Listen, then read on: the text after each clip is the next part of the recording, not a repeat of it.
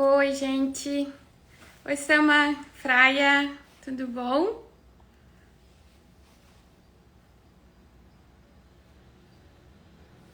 Oi, tia Rita. Oi, Ju.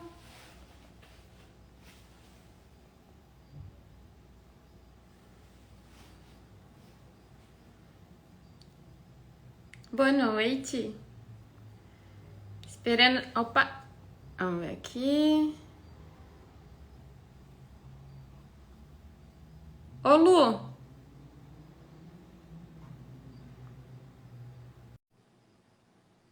Pri, Natália. Oi. Oi, Ju. Ju Hoffman. Oi, Lu. Oi, boa Tudo noite. bom? Tudo Boa bem noite. consigo? Tudo certinho. Vamos esperar o pessoal dar uma entradinha aí. Vamos. O Felipe antes perguntou pra mim, tu tá nervosa? Eu falei, eu tô um pouco. Parece que eu vou contar uma história de alguém que eu nem conheço. E parece Mas, que fui mas, eu que vivi. mas você já fez live, Lu? Não, Ah, não? não. Live Eu não. comecei Vi essa falando semana. aqui, mas não, nunca fiz. Comecei essa semana também, segunda-feira, foi a minha primeira vez. Mas já fizesse várias agora, já tenho Já, agora experiência. tô ficando escolada já. Então, vou começar me apresentando enquanto o pessoal vai chegando aí. Meu nome é Patrícia Câmara, eu sou cirurgiã oncológica e eu tô numa maratona de lives que minha intenção é divulgar informações sobre o câncer e sobre prevenção, sobre a importância do diagnóstico precoce e principalmente sobre a cura, porque eu acho que o principal mito que ainda é muito forte do câncer é achar que quem tem câncer vai morrer, é uma sentença de morte. Então, isso que eu quero tentar desmistificar. A gente cura muita gente, eu quero mostrar isso para todo mundo, para as pessoas não deixarem de procurar o diagnóstico precoce, buscar o tratamento. Muitas vezes o tratamento não é fácil, essa parte com certeza, acho que tu vai contar bastante disso para a gente hoje. Mas existe, a cura existe, e às vezes vale a pena passar os perrengues para poder estar aí, né, Lu? Oi, como vai? Então, a gente está fazendo essa maratona de lives, além dessas informações, mostrar realmente a realidade dos pacientes que já passaram, para que as pessoas tenham, assim, também entendam como, às vezes, quem já passou tem não é uma dica, mas é um caminho mais fácil já. Então, passar essa parte também para os pacientes e E eu deixei ali no meu link da bio o link para o meu canal de Telegram. Lá eu estou colocando já lá tem um material sobre os direitos do paciente com câncer, que é bem legal. Inclusive, o tema da minha live de amanhã. A live de amanhã é com a doutora Márcia, advogada, que vai falar sobre exatamente isso, de direitos do paciente com câncer. Aí eu tenho um material lá com um resumo que é bem simples, é bem claro só para as pessoas entender quais os direitos que elas têm, que daí entendendo que tem o direito, depois vai procurar direitinho como é que faz. Só tem que saber que tem o direito, senão não vai saber quando procurar, né? E também tem o link das lives que já foram. Se alguém se interessar pelo tema das lives que já passaram, lá tem o link, daí tem as lives completas que já passaram, se alguém tiver interesse em rever. Então, queria que você se apresentasse, Lu, por favor. Vamos lá. Eu sou a Luísa Furtado. Agora eu tenho 30 anos, mas quando a gente fez a primeira cirurgia eu tinha 27 ainda. Vou fazer 3 anos de gastrectomia total agora em outubro. Eu não sei bem por onde começar, porque foi tudo tão rápido assim, a nossa história, né? Então, calma Hoje aí. eu. Antes de você se apresentar, eu queria dar uma lembrada para o pessoal. Eu nunca falei isso ainda na live e é importante. Gente, se vocês conhecerem alguém que está passando por essa situação, se vocês conhecerem alguém que possa se beneficiar dessa conversa de hoje, tem um botãozinho ali embaixo no cantinho que é um aviãozinho de papel, tipo um aviãozinho de papel, esse aviãozinho é compartilhar. Então, se você conhece alguém que pode se beneficiar, vamos espalhar a mensagem, vamos espalhar essa semente do bem. Clica ali no compartilhar, manda para quem vocês acham que vai ajudar, para a gente conseguir levar essa mensagem mais para frente, para mais pessoas. Então, só para lembrar disso. E aí, agora, eu acho que você podia, Lu, é que o que interessante que até eu acho que eu nem sei quando foi que você se assustou mais, se foi com o diagnóstico ou se foi que veio para frente. Mas de repente você começar disso, como é que foi para você o diagnóstico e depois as notícias que vieram vindo e como que tu foi passando por tudo? Tá. Eu vou tentar começar do começo, sim, porque foi tudo meio atropelado, né? Mas na época eu descobri num exame de rotina. Eu já tive, eu tratei H. pylori há muitos anos atrás, né? Eu tinha gastrite, eu tinha alguns problemas no estômago, mas nunca relacionado a isso e nunca nem passou pela minha cabeça, né? E aí em 2018 eu fui fazer uma endoscopia de rotina, assim, e com, até vou citar o nome do Dr. Renato Hernani, que também é fantástico, né? Eu tive excelentes médicos, assim, eu acho que muita sorte, inclusive, nessa jornada, sabe? E aí ele, muito atencioso, descobriu um que ele no dia falou que podia ser que era uma feridinha, mas que ele ia mandar para uma análise e tudo mais. E Eu aí posso te eu interromper? Posso te pode, interromper de vez em quando? É com que eu certeza. vou chamar atenção para algumas informações importantes para o pessoal, sabe? Então, aqui, já no começo da tua história, o que é mais importante? Exame de rotina. Então, você diagnosticou um negócio bem no comecinho por causa de um exame de rotina, por causa de um exame preventivo. Então, isso é importantíssimo. Fazer os exames preventivos, exames de rotina, é importantíssimo para pegar o negócio bem no comecinho, quando é mais fácil de resolver. Pode Eu tô continuar. pegando no pé de geral aqui, mas é difícil. É difícil convencer o pessoal. É, Até depois eu vou fazer um além disso também, sobre os exames, né? Mas aí, então, o doutor Renato Hernani descobriu e falou: é uma feridinha, mas por precaução vamos mandar para uma análise. E aí foi muito rápido para ele ligar para eu voltar no consultório dele. Mas mesmo assim eu ainda não tinha entendido o que estava acontecendo. Voltei para o consultório e aí ele falou que podia ser um tipo de tumor chamado giste, mas que ainda a gente ainda estava aguardando. E aí ele já foi me passando o teu contato. Aí eu falei, mas eu tenho que me preocupar. Não, tu não precisa se preocupar, mas vai logo. Tu também não pode esperar. E aí ele foi falando e eu saí do consultório meio atordoada, assim, eu não sabia direito o que pensar. Eu lembro de que quando eu contei para minha mãe, depois, mãe, aconteceu, sabe, eu tive vontade até de rir, porque na hora eu tava tão meio aérea, assim, que eu não entendi direito o que era. E aí eu fui pro teu consultório, a gente começou uma bateria de exames, né, para entender de fato o que realmente era. E quando veio o diagnóstico, assim, eu lembro, e isso eu falo para bastante gente, que eu acho que eu até fui bem racional, assim.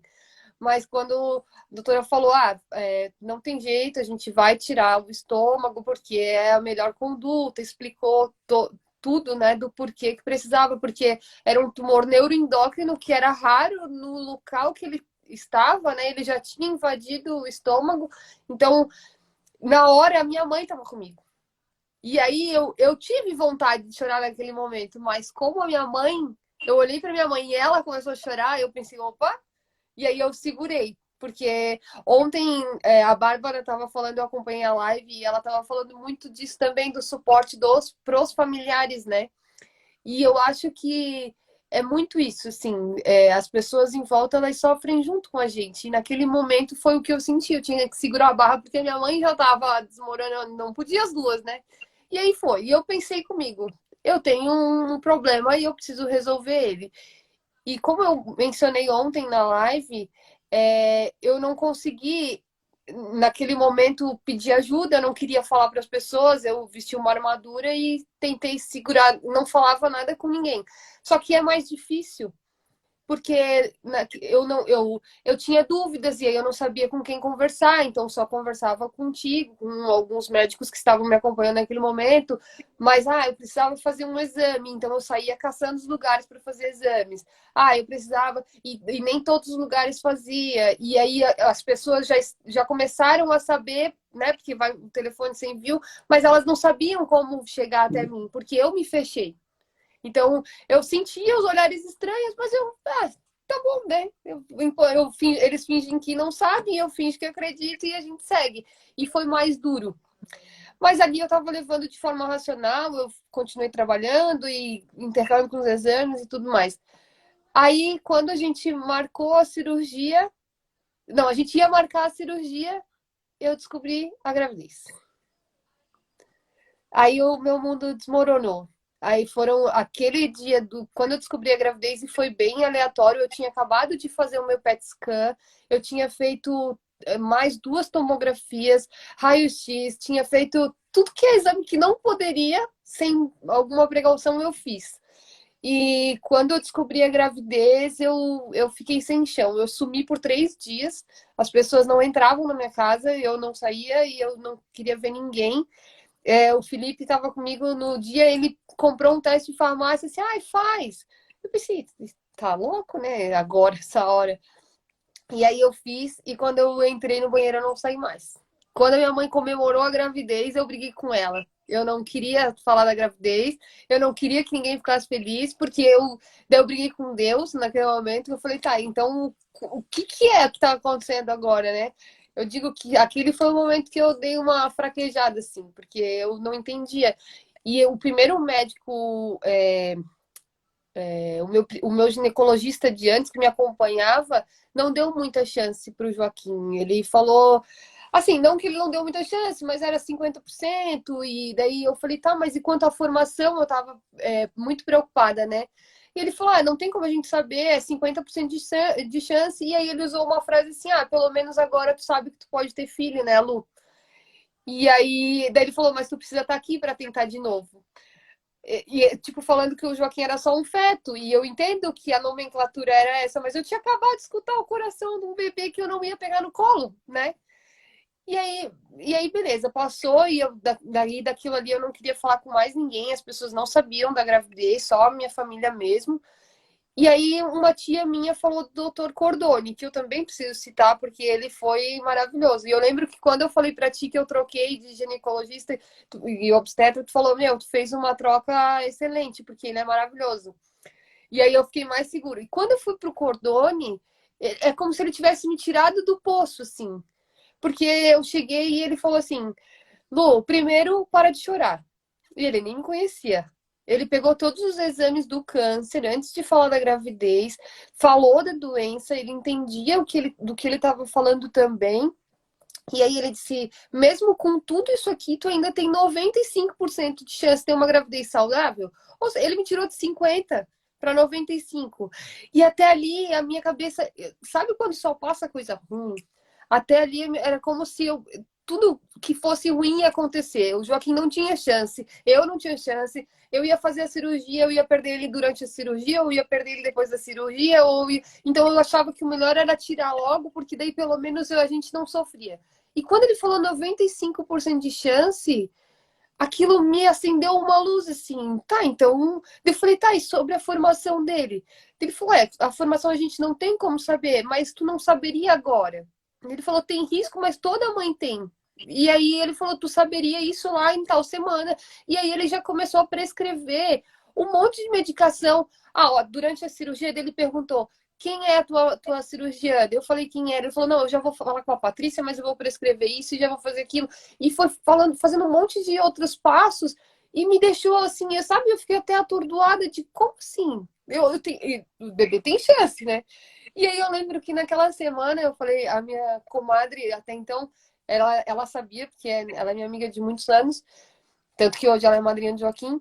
E aí, depois daquilo, um dia eu mandei uma foto de um berço pra ela. Ela disse, não acredito. Ela tá aceitando. E daí eu e a minha mãe, a gente começou a conversar sobre aquilo ali. Eu ainda não falei para as pessoas, porque eu ainda tinha um pouco de medo, mas aquilo tomou conta, assim, tipo, agora eu vou. E eu lembro que uma semana antes, quando eu fui no anestesista, ele explicou. Tu já tinhas me explicado um pouco de como seria a cirurgia agora nesse quadro, porque eu lembro que tu conversou com outros médicos, né? É, deixa eu fazer esse adendo. Tá. Gente, eu fiquei emocionada com a situação, inclusive, só para ficar bem claro, o adenocarcinoma, que é o câncer mais comum do estômago, é super agressivo, e se fosse um adenocarcinoma, eu não é que eu não ia dar escolha para a Lu, porque a escolha é sempre do paciente, mas eu ia nem comentar a possibilidade de aguardar terminar a gestação, porque o adenocarcinoma não aguarda.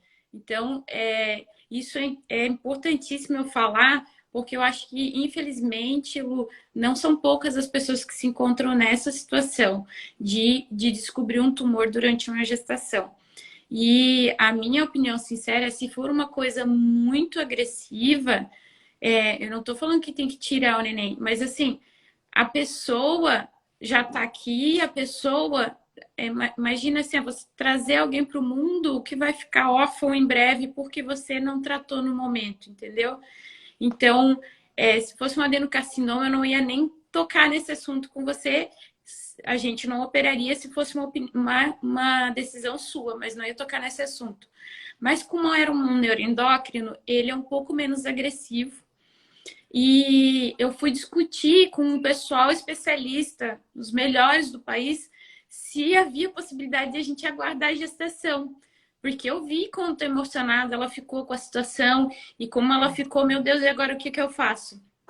Então, fui conversar e realmente vários ex-chefes meus do Camargo ali, vários especialistas disseram assim, não, tem como aguardar por ser um neuroendócrino.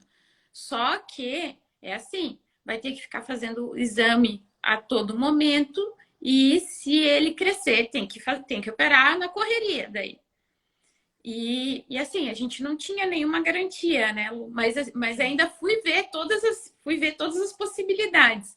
E eu expus ali para o Luiz, tem até talvez a gente pudesse levar até o final, tem essa chance, se for sua escolha, por ser um tumor um pouco menos agressivo, mas a gente vai ficar muito de olho, talvez tenha que operar na correria.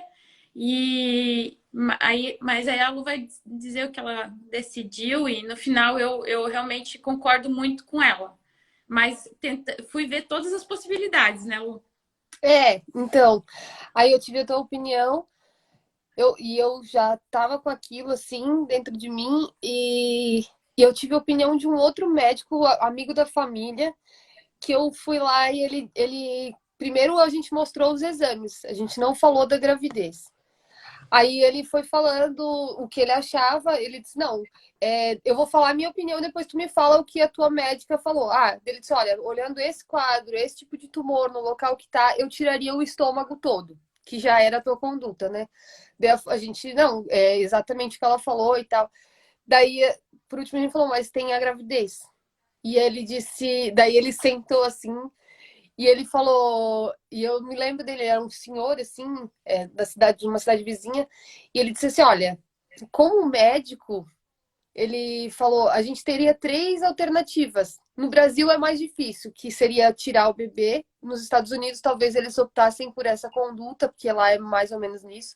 Ele falou, esperar a gestação acabar e depois fazer a cirurgia, né, que era uma das nossas alternativas, ou fazer a cirurgia agora. E ele falou, e como cristão, ele falou rezar para que dê certo, né?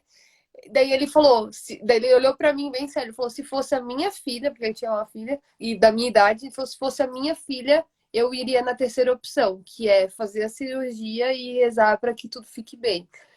E era já o que eu já queria, porque eu tinha muito medo na minha cabeça de esperar e a gente tem que fazer a cirurgia nas pressas durante, e aí o risco era maior, né?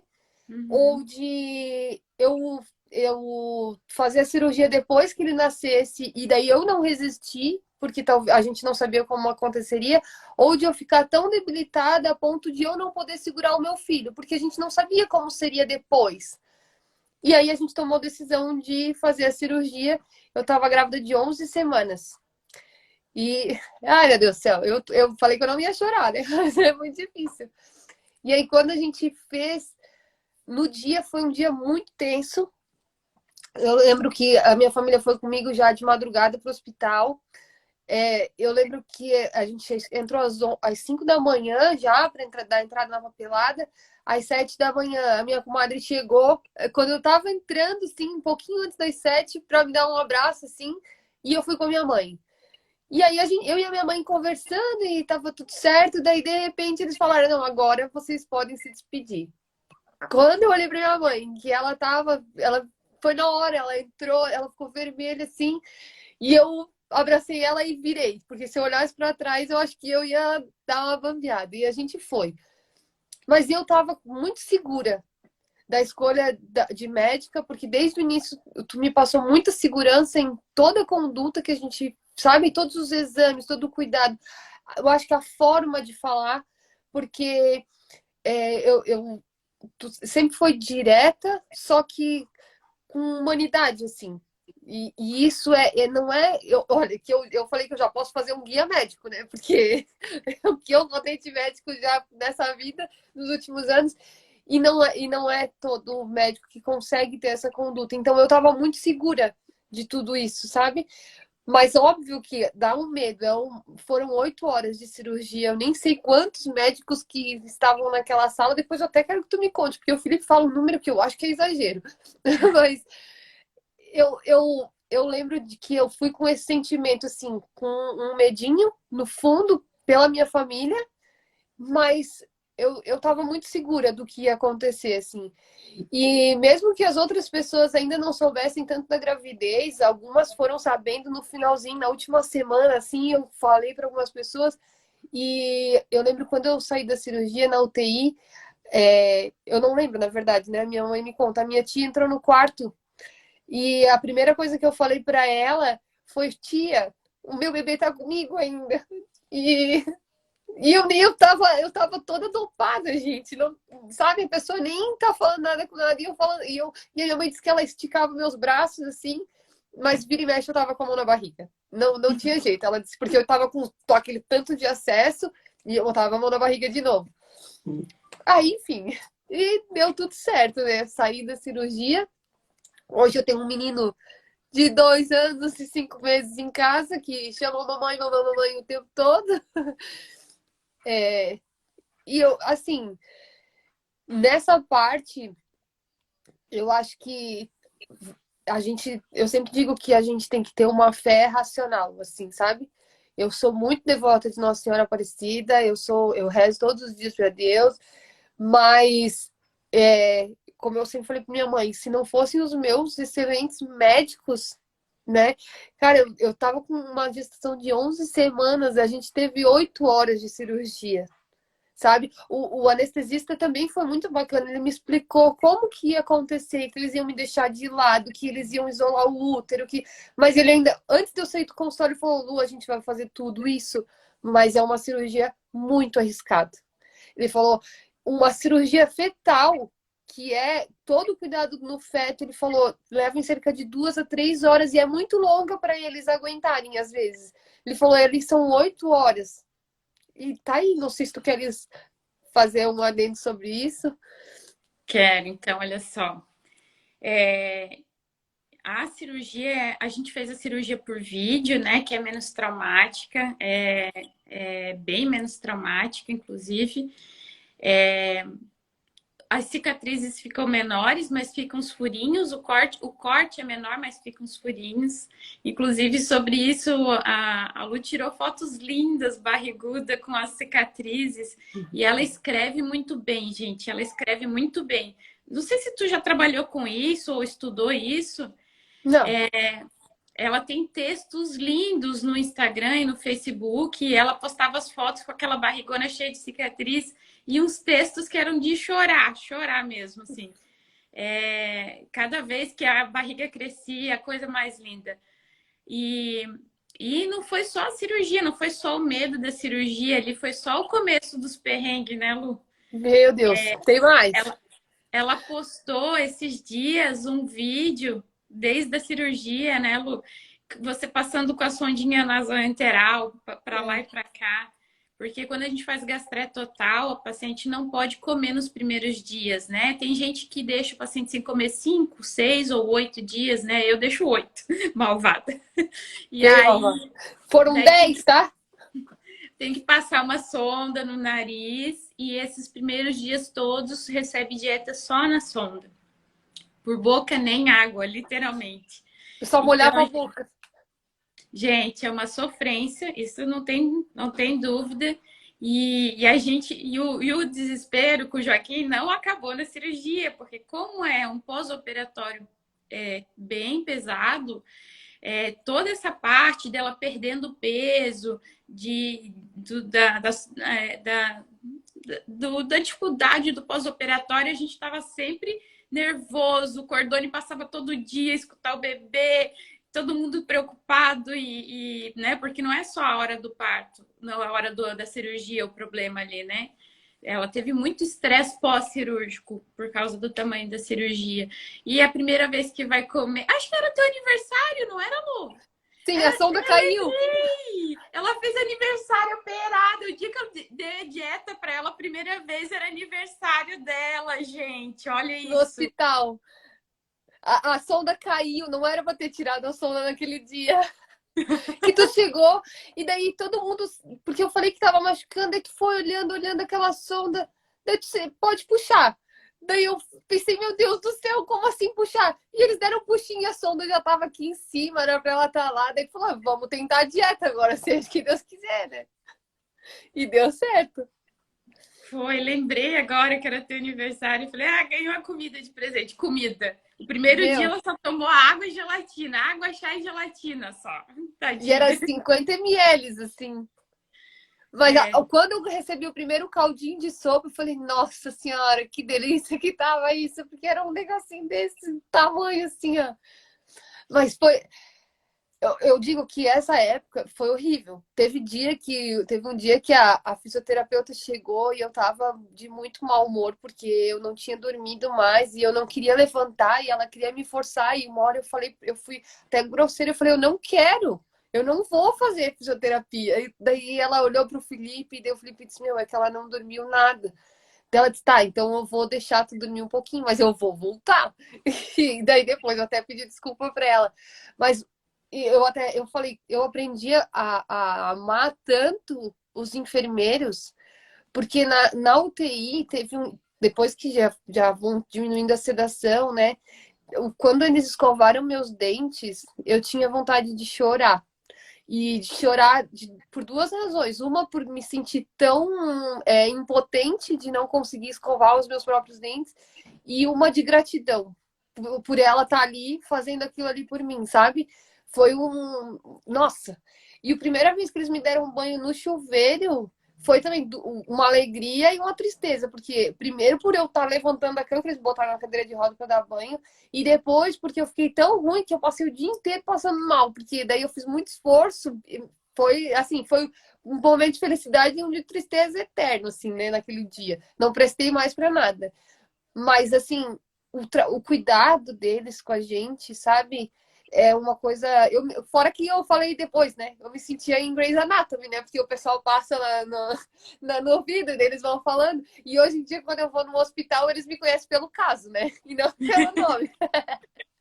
Tipo, tu é a menina que operou grávida, eu conheço teu caso. É mais ou menos isso. E no quarto também, quando a gente foi pro quarto, eu lembro que eu já, quando né, a gravidez, eu tinha certeza que era um menino. Podiam falar qualquer coisa. Quando eu entrei no quarto, o quarto tava cheio de dinossaurinhos, assim. Falei pra minha mãe, é menino. Tenho certeza, é menino. E é batata, né? Tá aí, é um menino.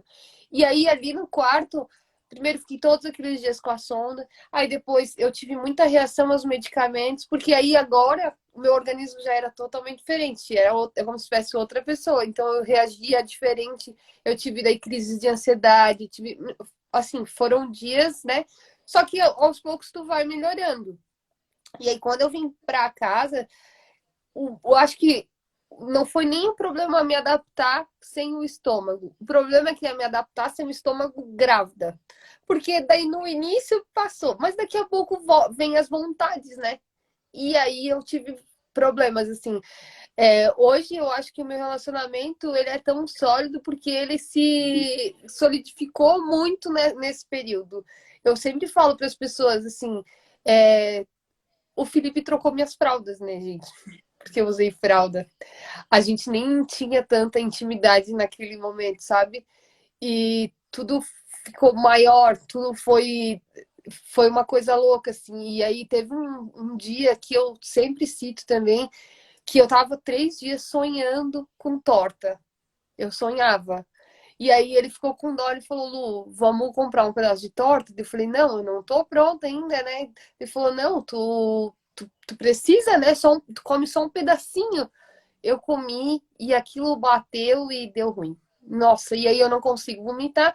Eu sentei no chão do banheiro e chorei. E aí o Felipe sentou no chão do banheiro e chorou junto, né? Porque não tinha o que fazer naquele momento. E eu tava lá barriguda, querendo comer, não podia. Beleza, passou. E depois daquilo ali, a- as pessoas, o carinho das pessoas, o cuidado. Para minha mãe, eu voltei a ser um bebê. Até hoje, ela ainda não entende que agora eu sou mãe. Eu voltei a ser um bebê. E todas as outras pessoas, o cuidado delas comigo, o quanto elas demonstram o amor de uma forma diferente. O quanto eu olho para a vida também de uma forma diferente, sabe? Porque passou. Não que eu. Naquele momento eu não senti medo de morrer. Eu vou falar depois de um momento que eu senti medo de morrer, que não foi lá, foi agora. Mas naquele momento eu não senti. Eu estava muito segura do que ia acontecer.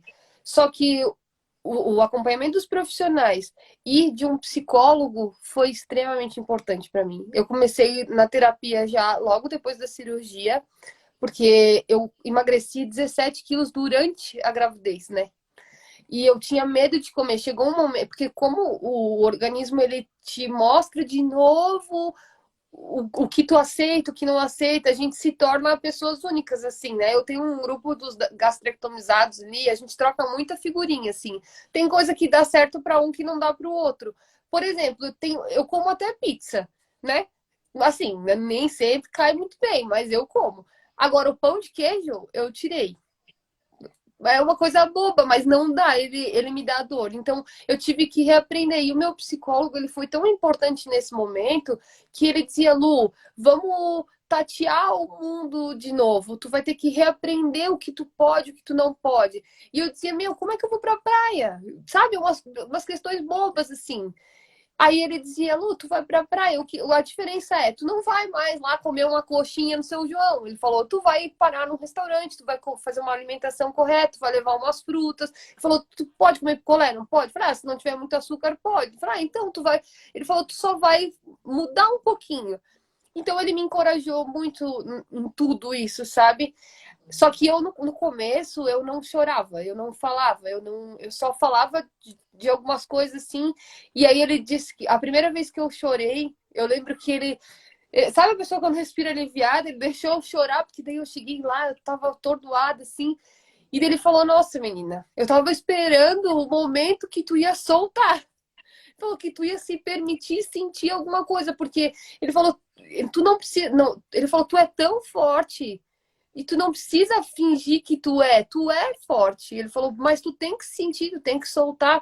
E aí eu fui, eu me permiti sentir tudo aquilo ali, sabe? Então foi difícil, mas como eu tive uma rede de apoio, eu acho que foi mais fácil, sabe? Foi um processo que ele é dolorido e eu depois disso, como eu postei vários textos que nem falou ali, eu deixei as hashtags, muita gente veio falar comigo, muita gente do país, tem uma menina da Argentina que fala comigo, a gente fica trocando figurinha.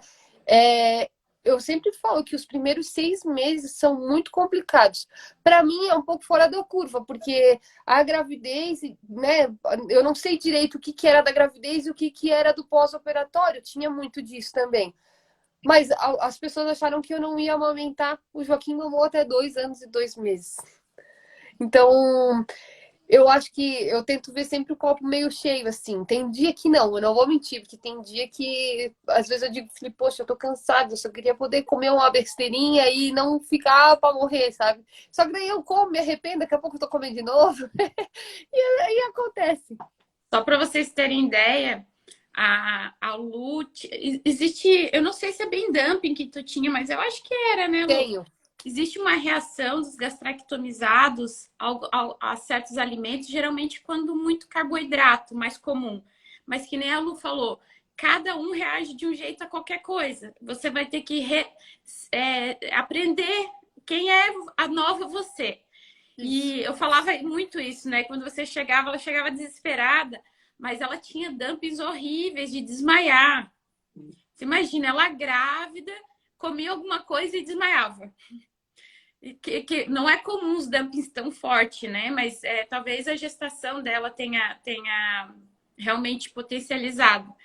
E aí, ela nessa situação, não queriam afastar ela do trabalho, né, Lu? Foi um trabalho, gente. Ela Foi. grávida, perdendo peso, desmaiando quando comia qualquer coisa e não queriam deixá-la em casa. E a gente numa luta e ela desesperada: eu tô perdendo peso, meu bebê, eu tô perdendo peso.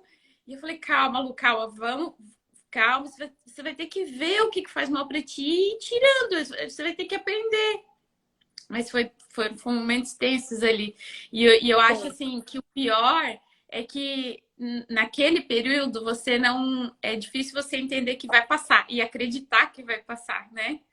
E então, Nossa, é por isso que muito. é tão importante esse contato com as outras pessoas. É todo mundo te dizer que passou por esse momento horrível, por esse inferno e que vai passar. Porque senão, se a É. pessoa achar que vai viver daquele jeito, ela desiste. Eu falava muito isso, às vezes o Felipe foi o que mais ouvia, assim, porque eu tentava, principalmente a minha mãe, eu tentava privar ela, até hoje eu tento segurar um pouco e não falar muitas coisas para ela, porque ela fica apavorada, assim, né? E aí, então, o Felipe era o que mais ouvia as choradeiras e via, daí eu dizia para ele, meu, será que vai passar? Será que eu vou ter uma vida normal, sabe? Porque meu, às vezes eu chorava de, poxa, acabei de comer a mesma coisa que eu comi de manhã e à tarde fez mal. Era uma coisa meio doida, assim, porque não tinha muito uma regra. E aí eu tentei voltar pro trabalho, passei mal no trabalho, voltei para casa. Daí teve aquele problema com o INSS. Nossa, foi um Deus nos acuda, assim.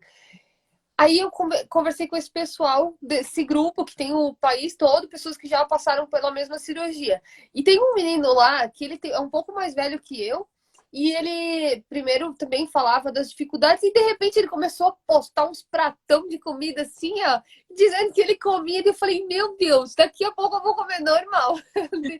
E é isso que tu falou, o conversar com as pessoas, entender que, opa, tá, então é um período de adaptação, vai melhorar. E a gente sempre trocava muito disso. Ah, eu posso comer isso, eu não posso. E daí eu fui vendo que tem algumas coisas que eu tenho que tirar e não tem jeito, e tudo bem. Mas tem umas coisas, tipo, graças a Deus, eu posso comer chocolate, porque eu sou uma chocolatra, não tinha jeito, né? E aí, esses dias, o Felipe falou: tu tem que parar de comer tanto chocolate. Eu falei: olha, eu já parei de comer tanto de todas as coisas. Então me deixa comer o chocolate, pelo amor de Deus. E daí eu sigo. Assim, eu acho que o doutor Nemitz, que foi quem operou a minha tireoide agora, daqui a pouco a gente vai falar disso provavelmente, né? Ele falou isso pra mim esses dias. Ele disse, tu só precisa... E ele falou que, no caso, eu já entendi, mas que eu precisava entender, só que a minha vida, ela é uma vida adaptada. Ele falou, é como tu falar pro pessoal das Paralimpíadas que eles não podem fazer alguma coisa. Eles estão mostrando o quanto eles podem fazer tudo. Só que de uma forma adaptada. Ele falou, a tua vida também é isso. E eu tô sentindo na pele e tá tudo bem. Eu falei, desde que a gente tenha uma alternativa para mim, tá tudo certo, né? E é isso aí. Então, aí eu fui acompanhando a gestação dela um pouco quando ela vinha nas consultas e muito pelas fotos, pelos textos lindos. Mas um dia que eu não consegui conter as lágrimas foi um dia que ela me mandou um WhatsApp com a foto do Joaquim, que ele tinha nascido, e ela escreveu: Doutora, nasceu o nosso milagre. Nossa senhora, só de falar eu já emociono de novo. Foi muito Ai, meu lindo. Deus. E nasceu bem. Você falou, ele nasceu gordinho. Você botou o peso. Ele é gordinho. Porque ela estava muito preocupada com a perda de peso dela durante a gestação, né? Dele nascer desnutrido, com algum problema nutricional. E ela mandou, ai, ele nasceu gordinho, doutora. Foi muito lindo, foi muito lindo. O Joaquim nasceu com 51 centímetros e 3 quilos 330, bem maior que eu quando nasci. Assim, quando eles colocaram ele no meu colo, foi uma coisa muito doida, assim, porque era um sentimento de alívio que eu não sei nem explicar. Semanas antes, quando eu tinha ido no Cordone, primeiro ele falou, quando eu tava ali nos 6 meses, eu acho, 7, ele falou que eu tinha que me preparar, porque provavelmente ele viria bem pequenininho, mas que ele tava saudável e tal. Aí, na consulta seguinte, ele já falou, esquece o que eu falei, ele tá bem gordinho, tá tudo certo, e foi. E quando eu lembro nesse período também, antes dele nascer, quando eu fiquei internada depois da cirurgia, eu tive essas minhas reações e tudo mais. Só que quando eles vinham no quarto para ouvir o coração dele, por mais que eu estivesse agitada com alguma coisa, eu tentava ficar bem calminha, porque ele era muito pequenininho. Então, eles vinham, eu tinha que ficar parada para tentar ouvir. Nem sempre eles conseguiam, e mesmo quando eles não conseguiam, eu ficava apavorada, né? Mas deu tudo certo. E era uma festa naquele quarto. Todo mundo queria me conhecer, todo mundo queria saber da história, sabe? Foi uma coisa meio doida, assim, meio surreal, sabe? Quando eu conto, às vezes, para as pessoas, parece que eu nem tô falando de mim, parece que eu tô contando uma história de alguém, assim. É bem doido. Mas daí, enfim, daí o Joaquim nasceu ali bem gordinho, a gente, eles no hospital também, a mesma coisa, quando souberam, as meninas do hospital já mandaram flores, já queriam saber quem era ele, porque como eu fiquei lá antes, eu fiquei no hospital Santa Catarina depois, né? Aí ele nasceu e já colocaram ele já mamou assim, como se ele, sabe, a gente tivesse uma vida juntos, assim. E aí a gente achou que talvez eu não fosse amamentar por muito tempo, pelo menos, que nada, ele mamou até agora, tava tudo certo. O Joaquim sempre foi extremamente saudável, ele não teve nenhum problema de desenvolvimento. Falaram que talvez por conta da anestesia poderia ter qualquer problema depois do nascimento, até de visão, de audição, nada. O Joaquim é perfeito, ele começou a andar com 1 ano e 1 dia, ele começou a falar, já ele tinha 10 meses, ele já estava balbuciando. Parece a mãe dele, né? Que fala pouco. Ele é um príncipe, assim. Eu agradeço demais o teu trabalho, o trabalho do Cordone, o trabalho de todos os médicos, que eu imagino que não tenha sido fácil, né? Porque é uma cirurgia daquela imensidão e ter que controlar um bebezinho tão pequenininho, né? Mas dessa vez, porque daí passou esse tempo, não sei se eu já posso entrar no câncer da Pode, tireoide pode. também. Uhum. E aí esse ano eu sempre faço meus exames de rotina, né? E aí eu senti necessidade de voltar no endócrino, que fazia tempo que eu não ia. Voltei no endócrino e ele já apalpou a tireoide e pediu os exames. E aí a gente descobriu mais um. Dessa vez foi diferente para mim. Primeiro porque eu já me assustei de cara. Não foi como da outra vez que, opa, tá, tem um problema, vou resolver. Não, dessa vez eu já saí chorando. Dessa vez o gato estava escaldado. Tava. Eu saí chorando quando eu fui fazer a biópsia, eu já saí chorando, porque é como se tu aprendesse a ler o médico já, né? A forma como o médico fala contigo, como ele fala com a outra pessoa, eu já sabia que tinha uma coisa. Daí o Felipe tava me esperando fora, eu já saí chorando, já abracei ele tentando me acalmar, e eu já falando, não, eu sei que tem de novo, eu sei que tem de novo.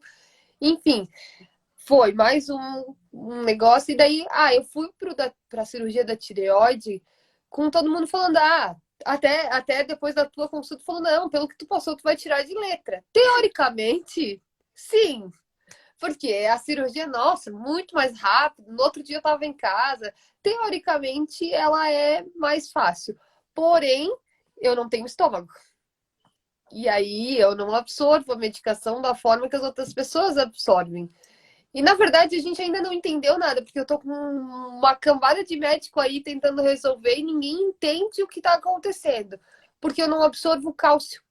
Então, 2 dias depois da minha cirurgia da tireoide, eu fui pro hospital da Unimed com uma hipocalcemia severa. Eu fiquei toda dura, assim, não mexia os dedos, não mexia os dedos do pé, não mexia a perna, a boca ficou toda franzida, o nariz formigava, tudo, cãibras horríveis. Passei a noite inteira lá, foi... E aí, quando eu falei que eu tive medo de morrer, foi nesse dia. Eu tinha certeza que eu ia morrer, porque eu tive uma crise de pânico, porque eu não sabia o que eu estava sentindo, de repente estava toda dura, achei que era alguma reação de medicamento. Eu tive um médico que me tratou muito mal, diferente de tudo que eu tinha passado até ali. E desse eu não vou citar nome, né? Mas eu tive foi um processo extremamente traumático e depois desse episódio eu desencadeei crises de ansiedade em casa, eu tive que tratar com um psicólogo, agora graças a Deus passou, né? Mas eu não conseguia ficar sozinha nem durante o dia dentro de casa. Foi foi uma experiência terrível, assim. A parte do câncer, da descoberta até a cirurgia, por mais que tenha me assustado mais, eu tratei ela com mais leveza, no sentido de eu falei já para as pessoas, e aí eu não tive aqueles olhares de não saber como agir. Pelo contrário, as pessoas já manifestaram o carinho delas, eu recebi flores, eu recebi abraços, eu recebi aquele tamo junto, sabe? Então, e aí teve o que acontece? Como a gente está no meio de uma pandemia, faltavam medicamentos. Eu já postei que eu tava com falta e em 2 horas eu tava com os medicamentos que eu já tinha ligado para 35 farmácias. Então, aí eu percebi o quanto a ajuda é importante, o quanto a gente falar faz a diferença, sabe? Porque na primeira vez eu me bati horrores atrás das coisas, e porque eu não queria falar para as pessoas, eu queria resolver tudo sozinha. Então era difícil. Dessa vez não. Eu já falei e as pessoas estão aí para ajudar, sabe? Só que às vezes elas não sabem como. E quando tu dá a chance de elas ajudarem, isso muda tudo, muda pra gente e muda pra elas, porque tu percebe que elas estão fazendo aquilo ali por amor mesmo, por vontade, sabe, de ajudar. E eu percebo que quando a gente faz bem para alguém, faz bem pra gente de volta, né? Então, essa parte eu acho que eu aprendi a levar tudo com mais leveza, assim, nesse sentido, sabe? A experiência foi mais difícil para mim agora. E aí, de novo, uma porque eu já tinha passado por uma, eu tava com medo. Outra porque agora eu tinha uma vida aqui fora que dependia de mim. E aí Minha eu irmã tive falou, esse. minha irmã Hã? falou isso, que você ia passar mais medo agora porque tinha ele. Total. É, total. Tinha ele aqui e eu não. Nossa. Aí o dia que eu fui pro hospital, depois da cirurgia, eu já fui chorando. Porque pensei, meu, eu não acredito, cara. Eu deixei meu filho dormindo, eu nem deixei o Felipe ir comigo, eu falei, fica com ele, pedi pro meu pai me levar. E ainda bem que foi meu pai, porque meu pai, ele tem uma sabedoria muito grande para lidar com as pessoas, né?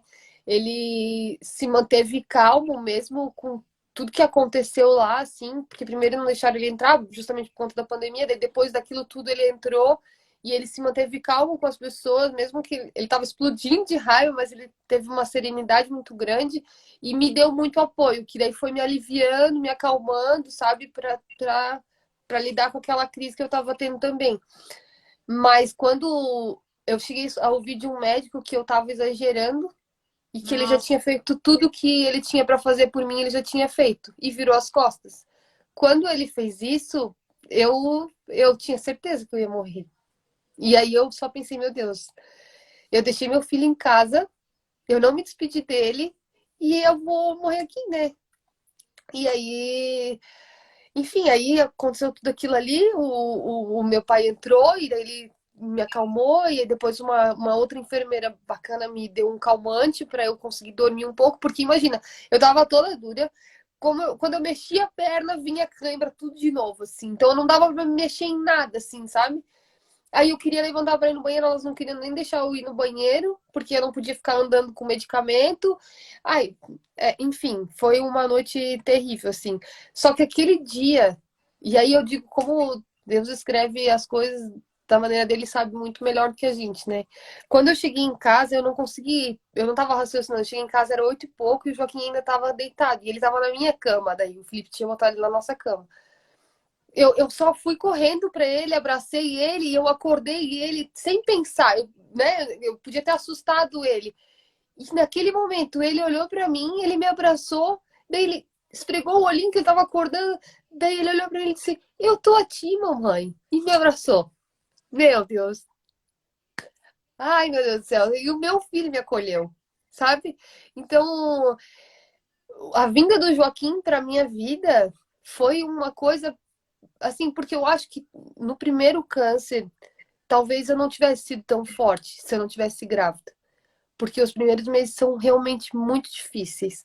E eu sempre falo isso para as pessoas que vêm falar comigo. Segura a peteca porque é difícil. Vai passar, mas é difícil. Porque não dá para diminuir a dor de ninguém, né? E... Mas eu acho que eu não teria sido tão forte na época se o Joaquim não tivesse comigo. Porque eu me alimentava porque eu sabia que ele precisava. Então eu tinha que comer. Mas eu sabe quando tu já tá cansado de comer, tu não sabe, ai, não aguentava mais comer fruta, não queria comer fruta, mas eu comia fruta, eu comia verdura, eu aprendi a me alimentar melhor forçando por causa dele. E hoje, com esse novo processo, foi a mesma coisa. No dia que eu passei aquilo tudo que eu achei que eu ia morrer, eu pensei, eu não posso agora. Eu tenho que voltar para casa. Eu não dei um beijo nele, eu preciso, né? Ele precisa de mim ainda. E aí passou, e daí eu fiquei uns dias ainda assim, que daí os exames eles estão oscilando muito ainda, a gente ainda não conseguiu acertar a medicação, a gente tá penando um pouco. Aí teve um dia à noite que eu sempre canto para ele dormir e eu canto aquela música, né, Como é grande meu amor por você. E essa daí é batata, eu canto e ele dorme. E aí eu sussurrei assim, te amo, filho. E ele tava de olho fechado, ele já tava dormindo. E ele sussurrou de volta, te amo, mãe. Aí aquele dia eu olhei pra cima e eu disse, Deus, por favor, me deixa aqui mais um pouquinho, eu preciso ver esse menino crescer. Eu quero ver o homem que ele vai se tornar, sabe? Porque eu acho que ele vai ser um príncipe, assim. Eu sempre acredito que a gente escolhe vir. E eu acho muito que ele escolheu passar aquilo ali pra mim, comigo, sabe? Então, eu tenho certeza que ele... Oi, travou? Não? Voltou, voltou. Eu tenho certeza que ele vai ser um ser humano fantástico, sabe? Ele é um. Não é porque é meu filho, né? Mas eu acho ele sensacional. Ele é extremamente carinhoso, ele é extremamente inteligente. Eu passei. Teve um dia que o meu psicólogo. Eu passava muito medo. E o meu psicólogo falou pra mim assim: Lu, aceita que tá tudo bem. Não precisa mais ter medo. Tu tá bem, o teu filho tá bem. Ele falou, aceita isso pra ti, porque eu tinha dificuldade. Sabe quando tu tá com medo o tempo todo? E agora eu relaxei, assim, eu faço os meus exames. A gente ainda tá com o problema do cálcio, mas como eu falei pra ele hoje com o Dr. Fúvio, que também é o meu endócrino, também ele é ótimo. Eu falei pra ele hoje, eu falei, olha, se tiver uma medida paliativa, tá tudo certo. Eu não me importo, sim. Desde que não aconteça de novo, porque o medo a hipocalcemia é uma coisa horrível. Mas agora a gente tá assim, o único problema ainda é o cálcio, porque o que acontece?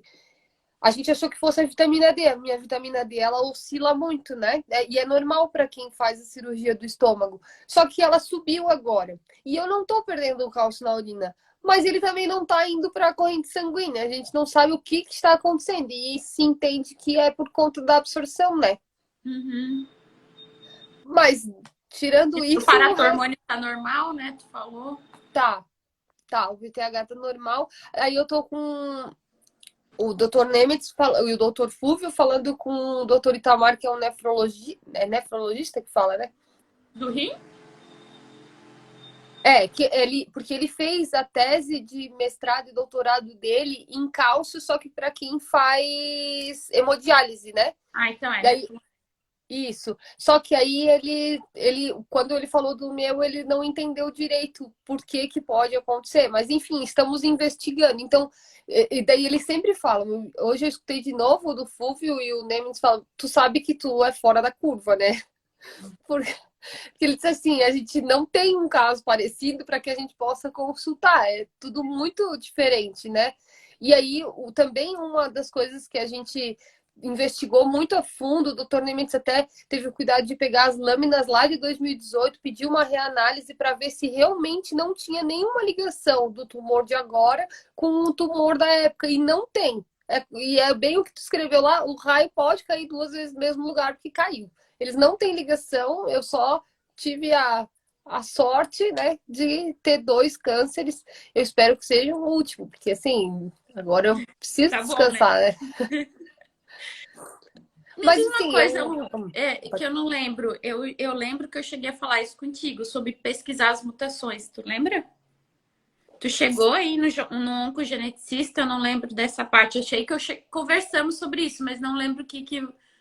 a gente tinha adiado e agora eu solicitei a aprovação da Unimed eu tenho um mapeamento genético para fazer e um outro que o Cordone, inclusive, me pediu de um gene que eu esqueci o nome agora, que é um gene que até a filha do Sarney tem, e ele tá com uma paciente em Blumenau que também tem, que ele causa tumores que não tem ligação, assim, eu esqueci o nome do gene. Ele pediu para eu fazer, e eu já pedi a autorização da Unimed, e agora eu vou fazer os mapeamentos genéticos. Isso que eu ia falar também da importância dos exames, né? Porque eu até perguntei, adianta eu saber? Porque eu falei, não, Adianta, né? adianta. Então, ele falou, porque daí ele falou para mim, não tem como prevenir nada, porém, ele falou, tu sempre vai saber no início, se caso for, tu sempre vai saber no início e a chance de cura ela é muito maior, que é o que tu estava falando essa semana também, né? Quando a gente mantém uma rotina de exames, qualquer coisinha que tu pega logo no início e tira e resolve.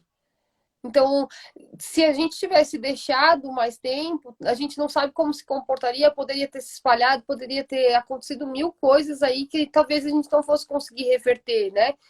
Eu não sabia na época, e muitas pessoas nem sabem que a gente vive sem um estômago. E eu vivo sem um estômago. Mas, por sorte, eu não tive que fazer quimioterapia. Na época a gente ficou preocupado, né? Como que seria, não precisei fazer. Então, talvez porque a gente pegou no início, né? Com certeza. Então, dos males, o menor. Foi difícil, mas poderia ter sido mais difícil, né? Uhum. Então, eu sempre falo, aqui em casa o meu marido é uma pessoa que ele demora muito para ir no médico, muito mesmo. Eu tô nessa guerra aqui. Mas eu tô tentando falar para todo mundo, faça os exames, nem que seja uma vez no ano, faça. Agora minha irmã tá indo, vai fazer tudo. Falei, tu é minha irmã, daí mesmo tu tem que fazer, faz todos eles. Até porque um ano antes de eu ter tirado o estômago, uma prima de primeiro grau teve um câncer de mama muito sério também, muito severo. Ela teve que fazer quimio, teve que fazer rádio. Graças a Deus, hoje ela tá super bem, mas já teve. Então, e daí logo depois a gente precisa investigar, né? Eu acho que você está falando da síndrome de Li-Fraumeni, né? A mutação do P53. Isso mesmo, É isso porque ela mesmo. dá tumores endócrinos, que Ah, inclui o então. neuroendócrino e o de tireoide, entendeu? Ah, é por isso que ele pediu.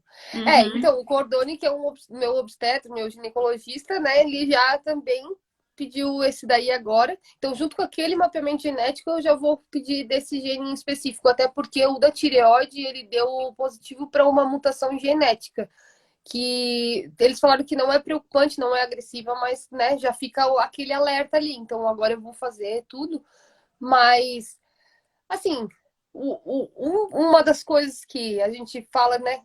A gente não pode dizer que tá curado, porque, né, 5 anos. Agora eu volto à minha contagem regressiva, eu tava chegando no 3 e 5, agora zerou o cronômetro, mas tudo bem, né? A gente segue. Mas ontem tu falou uma coisa importante que eu tenho falado para algumas pessoas, assim. Que daí falar, por que não encontra a cura do câncer? E tu falou justamente o que eu falo, assim. Tipo, como que não encontra a cura do câncer? Eu tô curada. O meu câncer de estômago eu não tenho mais. O meu câncer da tireoide eu não tenho mais. Pode acontecer outro? Pode. Assim como a gente pode pegar qualquer outra doença, né? Tipo, uma gripe. A gente cura ela, mas daqui a pouco tu pode pegar a gripe de novo, né? Então, ontem Uhum. tu falou essa frase e eu achei. Eu pensei, então eu tô falando bem certo para as pessoas, porque a gente às vezes tem essas conversas, né? Uhum. E eu acho importante citar. A gente precisa dos médicos, a gente precisa desse apoio. De novo, né, a fé da gente, ela tem que ser uma fé racional, né? Eu sempre digo, eu acredito em Deus e eu acredito que Ele deu um dom para vocês, né? Porque isso é um dom. Salvar vidas, cuidar de pessoas é um dom, né? Então a gente precisa valorizar esses profissionais e eu te agradeço imensamente sempre, assim, por tudo, porque eu acho que se eu e o Joaquim estamos aqui hoje, muito é pelas tuas mãos, né? Ai, mas eu tento convencer isso dos meus pacientes, que eu tenho muito paciente mais idoso, bem fervoroso, e diz, não, eu não vou fazer, não vou operar, não vou fazer químio, porque Deus vai me salvar. E aí eu digo assim, eu acredito nisso, mas às Sim. vezes ele tá me usando, às vezes eu sou instrumento dele, ele tá te mostrando que esse é o caminho. Exatamente. Tem até tem um conto meio piada, não sei se tu já ouviu, quando os meus Do pacientes começam a barco? ter, do barco, quando meus pacientes começam a teimar muito que não querem tratar, e é uma coisa bem, às vezes é uma coisa bem no começo, que operou e resolve, ou é alguma coisa que, tipo, tem que fazer químio, mas, tipo, a chance é muito grande, então, tipo, você fica desesperado a pessoa não querer fazer, porque vai resolver. E aí eu conto essa história para meus pacientes.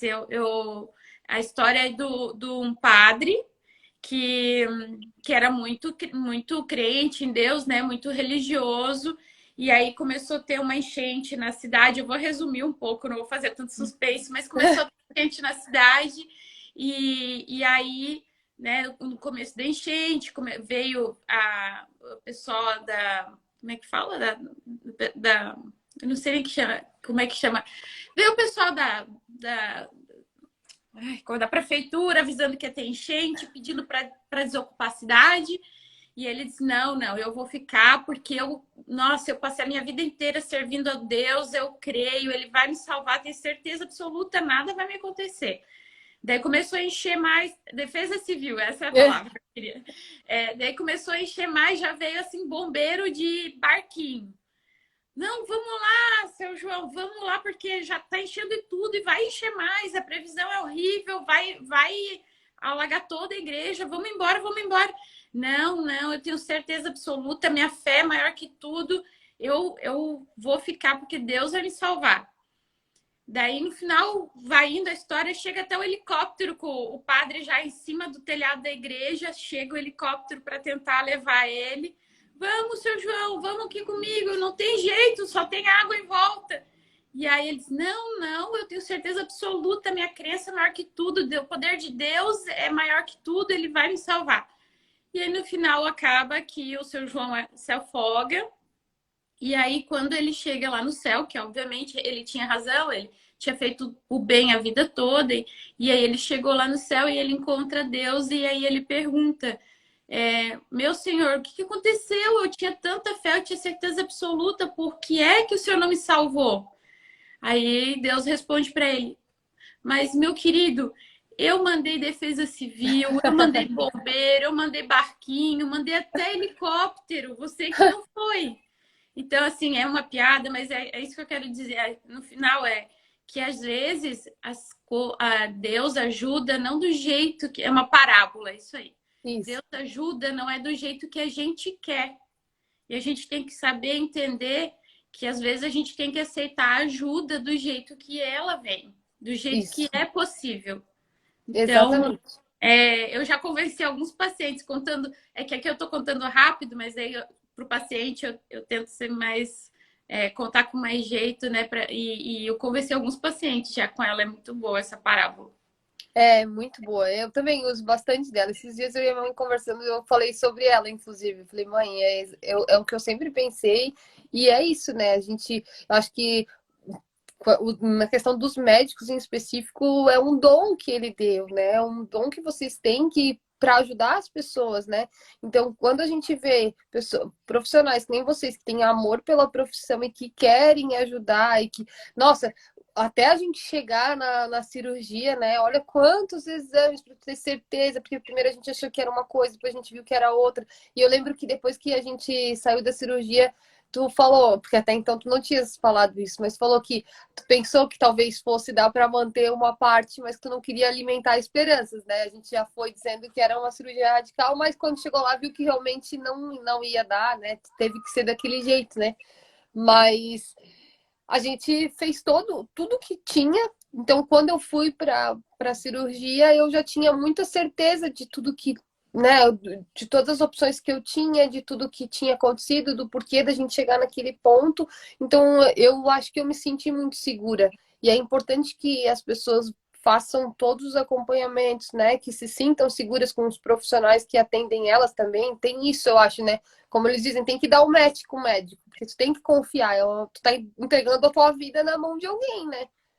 O tratamento depende muito do, é, de como o paciente está, né? Se o paciente se sente confortável, seguro, o astral, né? O psicológico do paciente influencia muito no resultado e realmente ele tem que estar tranquilo que aquele é o melhor para ele, né? Então ele tem que estar Sim, confiando. Se não confiou, não entendeu, mesmo que não é porque o médico é ruim, mas é melhor trocar de médico. Não dá para tu ficar com alguém que não você, né, tá desconfiado, digamos assim. exatamente. É, eu lembro que o Dr. Roger, quando eu fui aí um dia também, eu acho que tu tava numa outra cirurgia e ele me atendeu, e aí ele brincou comigo, ele falou, Guilherme, porque eu tava preocupada com o peso, ele falou, você é boba, tu vai sair da mesa da cesárea e já pode ser uma mãe blogueira, que já vai sair com a barriga chapada, ele, ele ficava brincando comigo, e aí a gente brinca, assim, acho que cada um leva de alguma forma, mas aqui em casa, a minha mãe às vezes até briga comigo, com a minha irmã, com o Felipe, porque a gente fica fazendo umas piadinhas assim, sobre o câncer, fica fazendo piadinha. Eu falo pro Felipe quando ele briga, quando a gente briga, eu digo pra ele, ai, Felipe, eu nem tenho mais estômago pra te aguentar. Aí acaba as brigas, acaba, sabe? A gente. Eu vou fazer o quê, né? Esses dias eu ainda brinquei com a minha amiga Joyce, estava aí antes. Eu vi ela falando que a gente estava falando sobre jantar e tal. Eu falei, ai, amiga, a gente tem que ver as vantagens da vida. Eu tenho um estômago a menos para encher, né? Então já dá para economizar um pouco. Aí fica toda a vida com essas piadinhas, assim. Eu acho que tu tem que encontrar uma forma leve de encarar tudo aquilo ali. Cada um do seu jeito, óbvio, nem todo mundo vai conseguir fazer piada. Também no começo a gente não conseguia. Às vezes rolava uma piadinha ou outra, mas ainda ficava um clima meio pesado.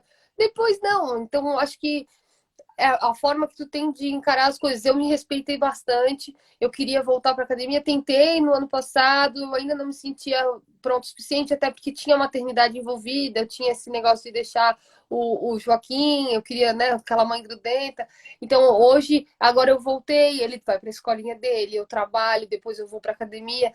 Ainda eu enfrento o formigamento, então eu tenho que ir com bastante calma, mas estou fazendo meu exercício, estou me sentindo viva de novo, sabe? Porque até comentei com o meu psicólogo que o Felipe joga o futebol dele. Aí teve um dia que ele tinha o futebol e depois ia ter o churrasco dos meninos. E aí eu já estava ficando brava com aquilo. Não falei nada, mas eu estava ficando brava.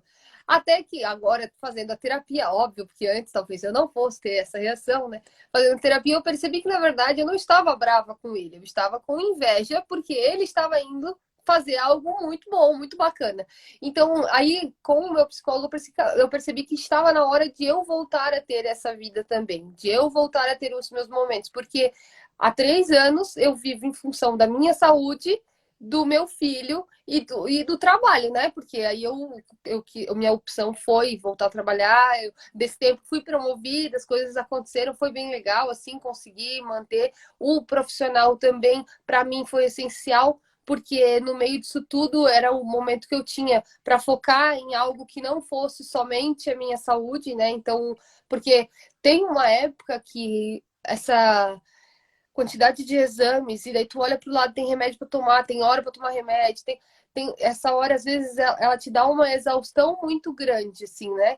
Então, o trabalho me livrava disso. Naquele momento eu era a Luísa profissional e não a Luísa paciente, não a Luísa doente, sabe? Não me via daquele jeito. E o meu psicólogo, eu já falei dele várias vezes aqui, vou falar muito, eu queria que ele tivesse assistindo. Não sei se ele assistiu, mas depois vou mandar para ele porque ele também foi importante. Porque esses dias eu falei que eu queria fazer corrida de rua, porque eu tava vendo um monte de gente fazer e eu queria fazer. E eu falei que eu vi uma amiga minha que ela se superou e ela se emocionou. Eu falei, meu, se eu fizesse isso, eu também ia. Falei, e daí as pessoas talvez vão parar de me ver como doente. Daí ele olhou bem sério pra mim: tu acha que as pessoas te veem como doente? Daí eu, ah, acho que sim. Daí ele falou assim, por quê? Ele falou, tu acha que se a gente sentar ali fora para conversar, alguém vai te olhar e vai achar que tu é doente? Daí eu falei, eu acho que não. Daí ele falou, não, as pessoas não te veem como doente. Tu tá se colocando nessa posição. Falou, tu tem que, né, se ver como uma pessoa saudável. Se olha, tu tá bem. Tu olha... Ele falou, olha quantas coisas tu fez nesse período. E aí eu pensei, não, realmente. E aí o Cordone também já acordou. Ele disse, não, não, não, nada de corrida, enquanto não regular o calço não pode, e tá tudo certo. Estou fazendo minha academia, mas o que eu digo é, eu me respeitei, esperei o meu momento, eu tentei, vi que não deu, parei, voltei. Agora eu estou fazendo academia, ainda não com a frequência que eu devia. Hoje o instrutor até me chamou de turista, mas eu tô indo. Mas eu tô indo pro meu momento, sabe? Eu sou mãezona grudenta, mas agora eu entendo que tá na hora, eu preciso voltar a ter uma outra rotina além dessa de só saúde, só trabalho, só filho, sabe?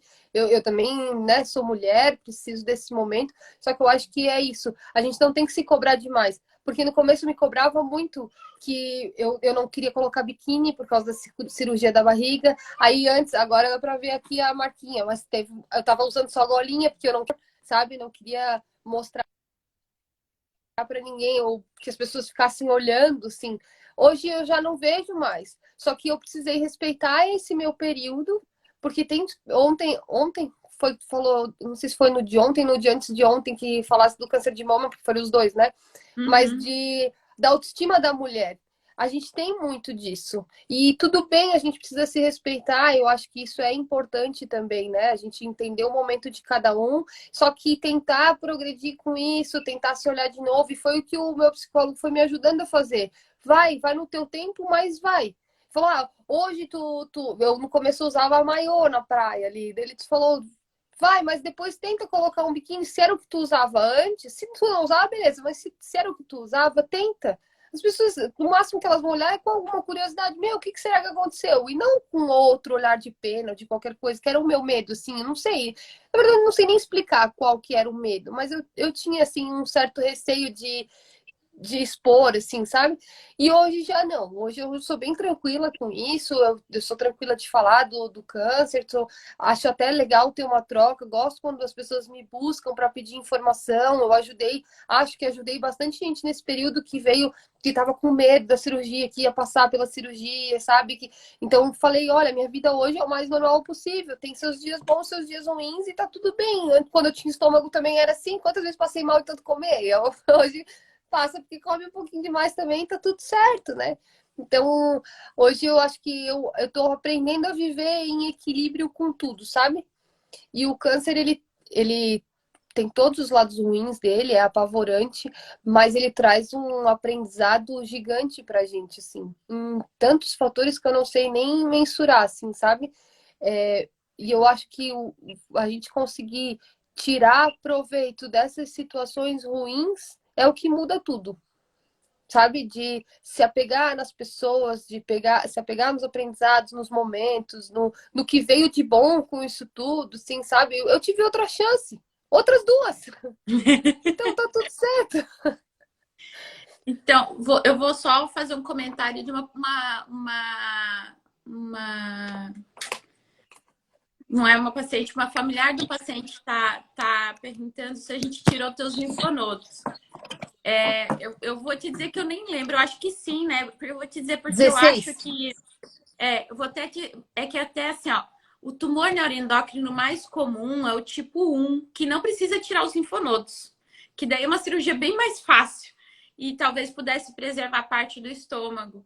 E diferente do adenocarcinoma gástrico. O adenocarcinoma gástrico, que é o mais comum, sempre tem que tirar os linfonodos. Sempre, sempre, sempre.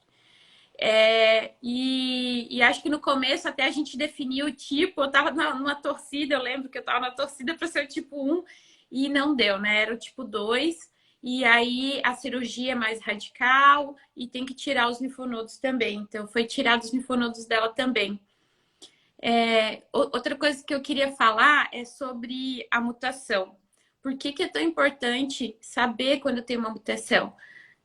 Quando a gente consegue identificar uma mutação específica, por exemplo, o Lifraumene, a gente sabe quais são os tipos de tumor mais comuns dessa mutação. Então, a gente começa a procurar eles. ou seja, a gente muda os exames de rotina, a gente muda o tipo e a frequência e o tempo de início do rastreamento. Então a gente sabe, é mais comum um tipo de tumor de via urinária. Então a gente vai ficar fazendo ultrassom de via urinária, que a gente não faz para as outras pessoas. É mais comum tumor de tireoide, então tem que ficar pesquisando, toda consulta tem que palpar. Claro, quando é um endócrino que trata a tireoide, quando tá palpa a tireoide, mas, por exemplo, assim, eu não tinha palpado a tireoide da Luísa, porque eu estava cuidando do câncer de estômago dela. E até então, até ela ter o segundo, eu até falei que mesmo é que o tumor neuroendócrino ele é diferente, ele pode, é comum em jovens. Então, é diferente do adenocarcinoma. Se ela tivesse tido um adenocarcinoma de estômago tão jovem, de primeira coisa eu já teria falado em teste genético. Mas o tumor dela não. O tumor dela é um tumor raro que pode dar em pacientes jovens sem mutação. Mas se talvez eu até tenha falado já desde o começo, porque quase todo paciente jovem que pega com tumor eu já falo que assim, não é a minha função dizer que tem que fazer ou não tem que fazer. A minha função é dizer que existe mutação, que é importante saber quando tem, quando não tem, e que a melhor coisa é passar no oncogeneticista. É ele que vai dizer se tem que fazer, se não tem que fazer. Mas, então, a gente muda todo o exame físico, os exames de imagem, o início, a frequência, quando a gente já sabe o que procurar, quando a gente já sabe quais tumores são mais frequentes naquela mutação. E a outra coisa importante é que quando você descobre uma mutação, a gente sabe se ela é possível e qual a frequência de se passar para os filhos, da irmã ter. E aí, quando a gente descobre numa pessoa, fica muito mais fácil procurar nos outros, porque daí você já sabe aonde procurar. Quando você não achou ainda, você tem que pesquisar um gene, outro gene, outro gene, outro gene, outro gene. Quando você descobre em um, aí você já pesquisa aquele na família inteira. É muito mais rápido. E a certeza de que daí, por exemplo, o teu filho vai ter um rastreamento correto desde o comecinho, se fosse o caso, né? Então, essa é a importância de descobrir, entendeu? Sim. Agora eu vou fazer. A gente sempre espera acalmar um pouco e tal, para daí fazer mais alguma coisa, mas agora eu vou, porque eu esperei para ir voltar no endócrino e quando eu voltei já tinha mais um negócio para resolver, né? Então agora eu não vou mais ficar esperando, não. Terminou esse, agora a gente tá só regulando o cálcio, mas já pedi a aprovação da Unimed para tentar fazer os mapeamentos genéticos pela Unimed, senão eu vou ter que tentar fazer particular, né? Mas eles acham que ela vai aprovar, sim. Pelo histórico e tudo mais, né? E tu chegou a passar no oncogeneticista, não? Ainda não. A gente tem um oncogeneticista na cidade agora, tá? A Paula. Ela já era oncoclínica, né? E terminou a especialização de oncogenética, não sei se foi final do ano passado, então ela já está atendendo na cidade, tá mais fácil agora. Ah, que legal. Porque antes só tinha em Curitiba, né? Uhum. Mais perto. Uhum. Ah, que legal. É bom saber. Uhum. Ela atende ali na Genolab? Aonde ela atende? É. Ela atende no Hospital Santo Antônio e na Clínica Reicher. A Clínica Reicher é quase na frente do Genolab lá. Uhum. Sim. Então tá. Então tá, eu acho que o pessoal antes falou ali que queria conhecer o Joaquim. Eu vou tá todo ele mundo aqui. muito curioso.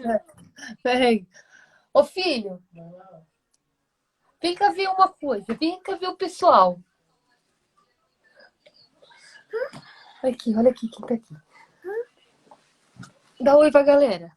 Ai, que coisa mais linda! Essa daqui, sabe quem é ela? Sim. É a doutora Patrícia. Fala oi pra doutora Patrícia. Oi, lindo! Sabia que ela fez cirurgia na mamãe quando você tava na barriga? Sim. E tem uma galera ali vendo você. Diz oi pra galera. Oi, galera. O que você tá vendo aí?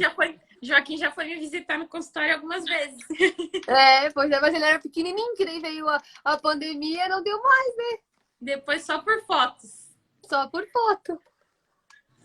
Pergunta se a doutora tá bem. Você tá bem? Não, a doutora. Muito bem, agora eu tô Ah. ótima, linda. O que você tá assistindo? Patrulha canina. A Patrulha Canina? Então fala pro papai. Dá um beijo na mãe? Rola um beijinho? Onde você vai? Eu não Beijo, vou continuar Joaquim. conversando aqui, ó. Manda um beijo lá. Beijo, Joaquim lindo. Ele tá assistindo a Patrulha Canina? Que coisa mais linda. Ai. Então, Então eu acho que não sei é isso se na minha quer contar história. mais alguma coisa. Não, eu acho que o Então, que eu nossa, tinha pra falar era isso aí. você fez a galera toda chorar horrores aqui. Todo mundo chorou. Desculpa, galera.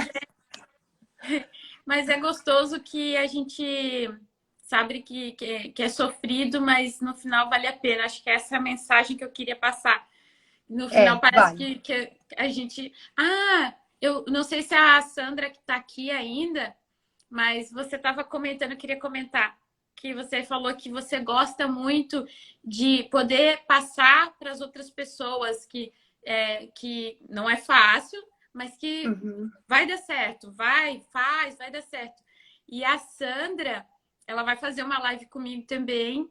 Ela é uma paciente minha de HIPEC, que é uma das cirurgias, a maior cirurgia que eu faço, na verdade. É uma cirurgia bem complexa da oncologia, poucas pessoas no país sabem fazer. E ela foi uma das primeiras que eu consegui fazer aqui em Blumenau, porque eu consegui um acordo com a Unimed para financiar.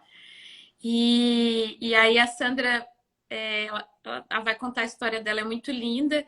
E daí, quando deu tudo certo, aí ela dizia assim para mim a mesma coisa, porque como é uma cirurgia muito mais complexa e muito mais perigosa, na verdade. E aí é uma cirurgia que eu tenho que explicar que realmente é a cirurgia que tem risco de morte. E aí ela diz assim para mim, doutora, se alguém ficar com medo de fazer o HIPEC, manda falar. Ah, a Sandra ali, ó, março de 2017 eu operei ela. Ela disse assim, doutora, se alguém ficar com medo de fazer o HIPEC, manda falar comigo, igual você falou. Manda falar comigo, porque eu vou dizer que tem que fazer. E aí a gente vai fazer uma live e a Sandra tem uma história maravilhosa também de tudo, principalmente porque a Sandra teve, do mesmo jeito que chegaram para você e disseram que o Joaquim tinha poucas chances, chegaram para ela e falaram isso dela. Então, ela chegou para mim, eu sou fã do HIPEC, ela falou. Ela chegou para mim e falou assim, doutora, eu nunca vou esquecer essa frase. Ela chegou assim para mim, doutora, me deram 6 meses de vida, me ajuda. E operei ela em 2017 e ela tá sem doença. Nossa. Então, isso que tu falou sobre manda falar comigo, os pacientes que passam os perrengues horríveis, porque ela passou um perrengue horrível, não foi uma cirurgia fácil, mas que vem que vale a pena. É isso que eu quero passar. Ninguém diz que é fácil, e eu não estou dizendo que é fácil, mas nunca passei por isso, mas eu vejo pelos meus pacientes, vale a pena. Por isso que eu tento dizer, gente, se a indicação é operar, opere, porque vale a pena. Se tem que fazer químio, faça. Porque se a gente está dizendo que é para fazer, é porque vale a pena. Vai passar o perrengue, mas vai valer a pena. Vale, eu digo que até no último texto que eu tinha publicado ali, eu falei que depois das tempestades a gente sempre vê um arco-íris, né? E eu encontrei o meu potinho de ouro. Vocês viram agora, meu potinho de ouro passou aqui. E não foi só o Joaquim, foi acho que a família toda, os amigos de verdade, os que ficam, sabe? Eu digo que eu me descobri uma pessoa extremamente resiliente, porque quando tu passa, tu nunca sai igual. Tu não sai igual de nenhuma experiência que tu vive, né?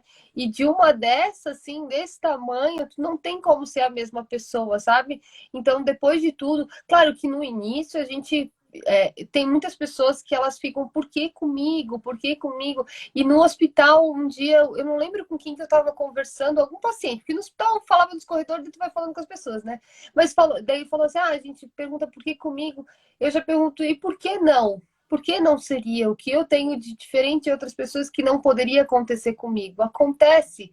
Então, acho que o mais importante é como tu vai encarar e como tu vai seguir diante do desafio. Porque pode ser um câncer, pode ser um acidente, pode ser tantas outras coisas, tantas fatalidades da vida, sabe? É como tu vai encarar, como tu vai seguir e como tu sai dele. Hoje eu saio, eu acho que muito mais forte, assim, de novo, né? Tem dias bons, tem dias que nem tanto, mas com muita gratidão por tudo, assim. Eu tenho o meu potinho de ouro perambulando pela casa, tenho a minha família constituída hoje, uns amigos, assim, que, nossa, eu já amava e hoje em dia muito mais do que antes, sabe? E uma admiração imensa por todos os profissionais que hoje, meu Deus, eu acho que tu falou um dia pra mim, né? Que agora a gente tem um casamento, porque a gente vai se ver por muitos anos. E é isso, a gente tem um casamento, então a gente vai levando, a gente vai criando outros laços. O Dr. Nemitz, que me atendeu agora, que fez a minha cirurgia da tireoide, ele ligou para mim todos os dias também, porque ele ficou preocupado depois da minha hipocalcemia. Teve um dia que ele me ligou no celular 7 vezes, eu não atendi, porque eu estava deitada, ele ligou no celular do Felipe. Então, a gente vai cruzando com algumas pessoas, assim, no caminho, que tu vai levar, não só por necessidade, mas que tu leva no coração, sabe? Tu leva um sentimento bom e isso é de extrema importância também, sabe? Então, eu sou realmente muito grato por tudo isso e eu acho que a mensagem é essa, assim, fala comigo, vai dar tudo certo, encara de frente que as coisas podem ser resolvidas, sabe? Desde que esteja diante de um bom profissional e que tenha confiança, vai dar tudo certo. E a fé, né? A gente não pode falhar na fé, mas que ela seja racional, como a gente já falou. Muito, muito, muito obrigada. Tá todo mundo agradecendo muito. A tua história é linda demais. Você deu detalhes realmente muito pessoais que daí aí quebra todo mundo. Mas é que é importante, eu acho, assim, é importante o pessoal entender que porque se fala assim, não, eu tirei o estômago e estava Tá tudo grávida e o certo. bebê nasceu bem e tá tudo certo. Parece que foi tão fácil. Parece. E aí eu queria te agradecer muito, muito a sua conversa linda. Eu acho que a gente ajudou muita gente e essa que é a ideia. Até por isso que eu pedi para o pessoal tentar compartilhar para que chegue a mensagem. Essa é a minha ideia, para que chegue essas mensagens para todo mundo, para que todo mundo entenda que tem chance, que tem esperança e muitas outras coisas que eu quero falar, que eu bato na tecla todo dia sobre prevenção, aquilo que te falou que todo mundo acha que o câncer não é comigo. E infelizmente, quanto mais velho a gente for ficando, mais com a gente e as pessoas não percebem isso, mas a gente vai falando, um dia alguém escuta. E eu queria te agradecer demais, demais, demais por ter se disposto a falar, porque a gente sabe que ainda hoje lembrar dói, tanto que você se emocionou, né? Mas às vezes ajudar os outros ainda compensa passar um pouquinho Muito, de dor. muito, muito Muito mesmo. obrigada. Foi uma honra participar dessa live contigo. E o teu projeto é lindo. Muito parabéns, parabéns, parabéns para ti, 1000 vezes. Obrigada. Eu queria agradecer muito a audiência. Eu queria agradecer muito, muito vocês de estarem aqui. A gente já está quase 1h30 e, nossa, uma galera. Hoje batemos um recorde, Lu. Pois é. Muito obrigada por todo mundo estar aqui. Obrigada por compartilhar, que a ideia é essa, a gente conseguir passar essa mensagem para frente, passar para todo mundo, para que cheguem mais pessoas. E é isso. Quem quiser, só lembrando para quem não estava aqui antes, quem quiser assistir as lives anteriores, que já passaram, elas estão todas gravadas no meu canal do Telegram, que o link está ali na minha bio. Então, se você tiver interesse no assunto das lives anteriores, elas estão todas completas lá no link da minha bio no canal do Telegram. Acho que é isso. Agradeço demais a audiência. E, nossa, eu tô gostando muito de fazer essas lives. É muito emocionante. Siga fazendo, porque é bem legal. o comentário do pessoal é lindo e, nossa, me traz uma felicidade linda, imensa, ouvir, ler tudo isso que vocês falam. Eu peço desculpa de não poder ficar agradecendo todo mundo que faz um comentário lindo, mas é que eu tento não interromper quem está falando, porque senão a pessoa se perde na história. Mas muito, muito, muito obrigada por todo mundo que nossa, fez comentários lindos ali. E realmente a gente tenta ajudar e fica muito feliz de ver que está funcionando, que tá ajudando mesmo. Muito obrigada. Vai ajudar. Obrigada a você. Boa noite, galera. Muito obrigada, né, pelas mensagens ali. São todas realmente muito lindas. Já tive vontade de chorar, às vezes, lendo algumas aqui e eu tenho lá você firme. Então tá, Paty. Só lembrando, então, amanhã a live é com a doutora Márcia, advogada, sobre os direitos do paciente com câncer. Então, se você tem dúvidas sobre os seus direitos, se você conhece alguém com câncer que queira saber mais sobre os seus direitos, o seu familiar, qualquer coisa desse tipo, amanhã é a live sobre os direitos do paciente com câncer. Com a doutora Márcia, às 8h27, todos os dias, até o dia 31. E aí, então, a gente se vê amanhã. Até amanhã. Gente. Beijo. Tchau. Beijo. Tchau, tchau. Obrigada.